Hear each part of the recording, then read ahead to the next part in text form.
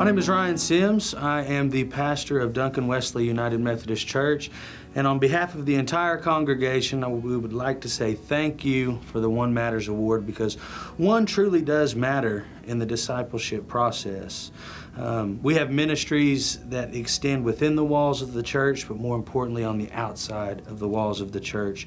And this story starts with a family of 6 that decided to come into the walls of Duncan Wesley United Methodist Church. And by God's grace, they all joined. 5 of the youth by means of baptism, the mother by baptism as well, and the dad by profession of faith. The youth are going out, they're doing great things.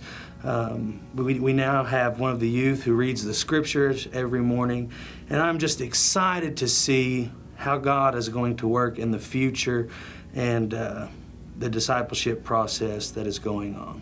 Thank you once again.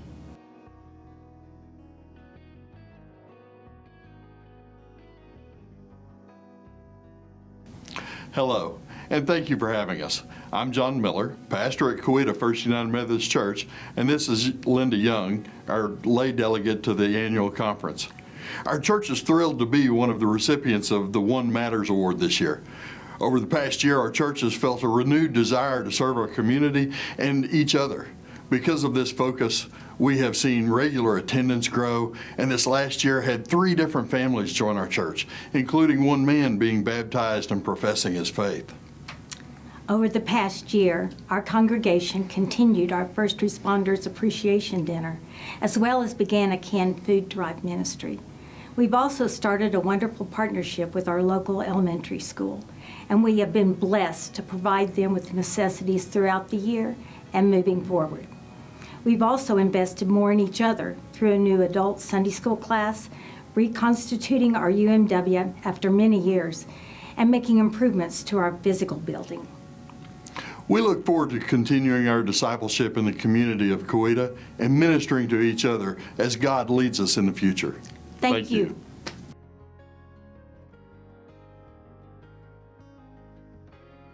Hi, I'm Sharon Cochran, and I pastor the Sharon and Mutual United Methodist Churches in Western Oklahoma.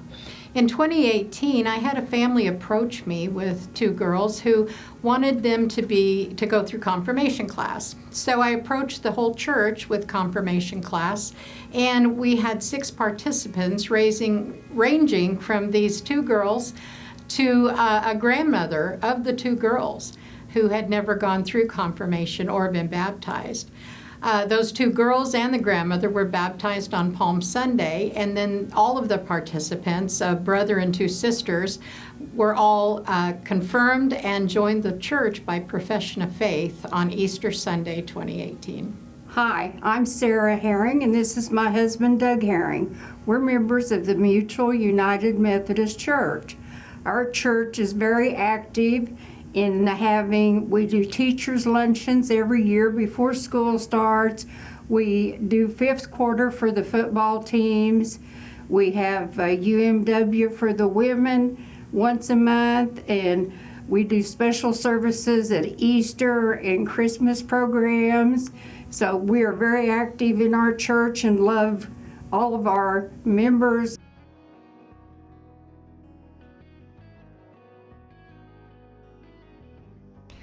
My name is Karen Slater, and I'm a retired local pastor serving at Colbert United Methodist Church. They wanted to make disciples for Jesus Christ.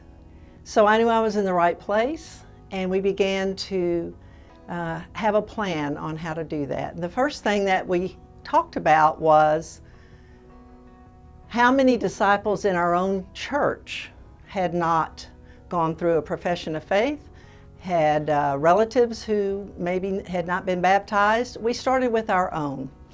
And in that, I had written a curriculum for adult Methodism class. What does it take to be a Methodist?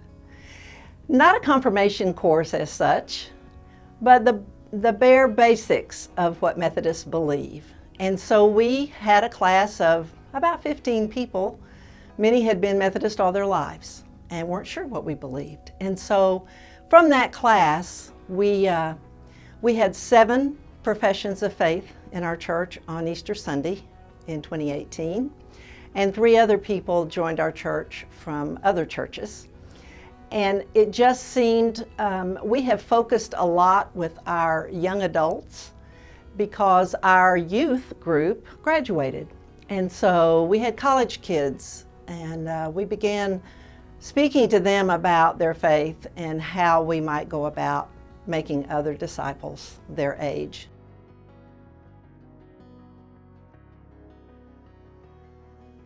My name is Jeremy Jones, and I am the pastor of Warner United Methodist Church in the Green Country District, and we are honored to receive the One Matters Award this year.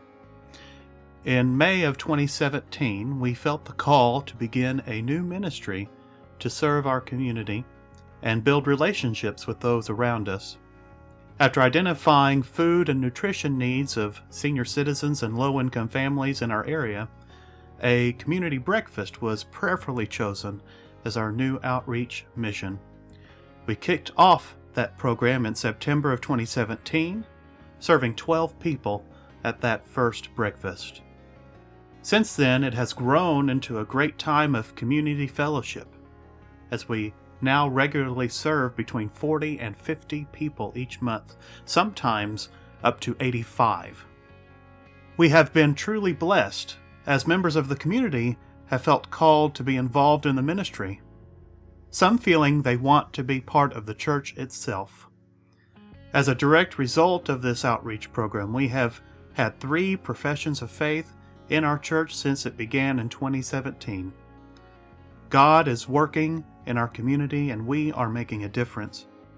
We are so thankful to have been given this opportunity to serve.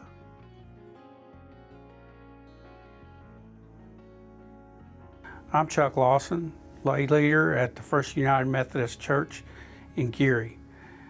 Out of a loving servant's heart, Geary United Methodist continues to connect with our community. For years, our ladies have operated Angel's Attic Thrift Store, which adds a thriving business to our main street, offering affordable items of all varieties, as well as bringing in many community volunteers. Where our church most reflects our wider community is our youth group, who are active in service locally and beyond. Recently, we have hosted monthly community dinners offering a free hot meal to any who come, as we provide a place for fellowship and community bonds to grow. Each one matters as we seek to share the love of God with our Geary community.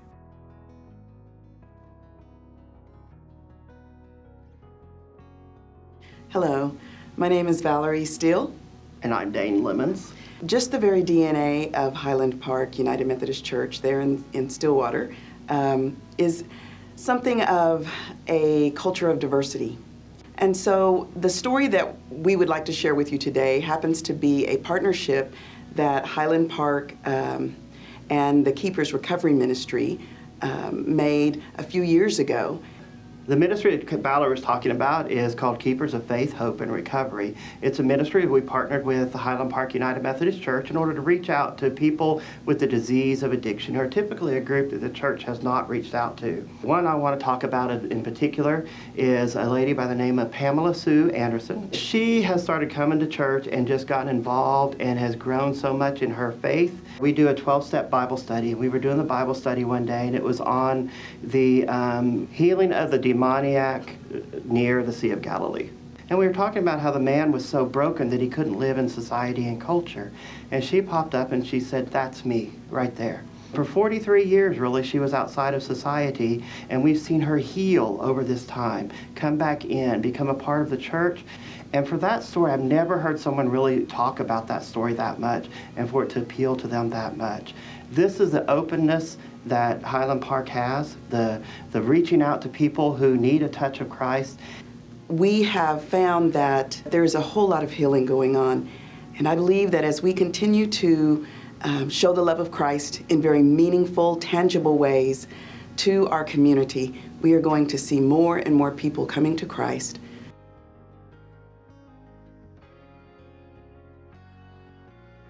We count it an honor and a privilege to be recipients of this One Matter Awards. we're getting out there and we're trying to make disciples for God. We realize that we all come in different ways. And so one of the things that we're doing at our church is trying to love each other as well as incorporate our children. One of the things that we try to do at our church is share what a disciple is, what it means, and how to live in discipleship with others. One day I heard a conversation between the 4-year-old, and he was telling his little brother, Jesus lives in your heart. That made my heart strangely warmed. Another thing that we do is open our church to the community and community functions.